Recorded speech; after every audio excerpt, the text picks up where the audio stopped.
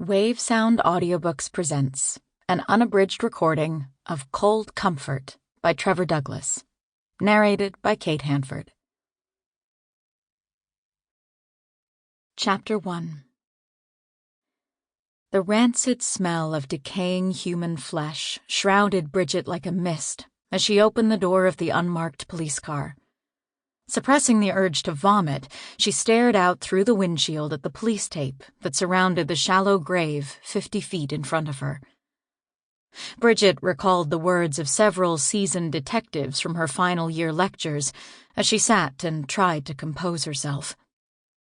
Their confessions that they often needed to shower 3 and 4 times after attending a murder scene before they felt clean again was something she'd never understood.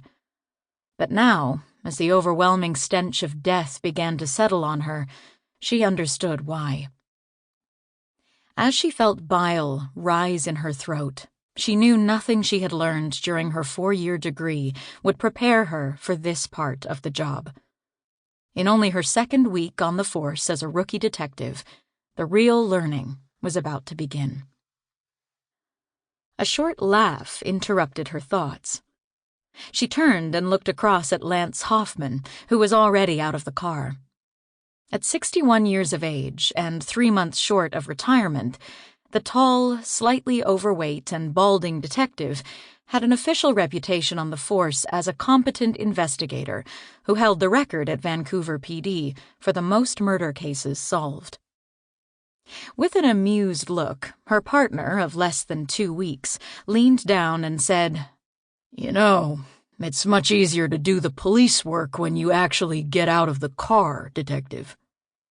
Hoffman's reputation had been tempered by Bridgette's new boss, Chief Inspector Felix Del Rey, who had given her a slightly franker assessment of her partner when making the assignment. "I'm putting you with Hoffman for your first 3 months. He's old, doesn't like change or women much, but he's one hell of an investigator, and he'll teach you a lot." As a throwaway line at the end of their conversation, Del Rey had confided that if she could stick it out with Hoffman, she could probably work with anyone on the force. Bridgette had taken this as a challenge, and as she sat staring back at her partner, who clearly found her misery amusing, she silently admonished herself to hold it together. Bridgette ignored the condescending jibe and pulled a small tube of Vicks Vapor Rub from her leather satchel. Determined not to appear weak or overwhelmed, she took her time spreading a liberal smear of the lotion. Sample complete. Ready to continue?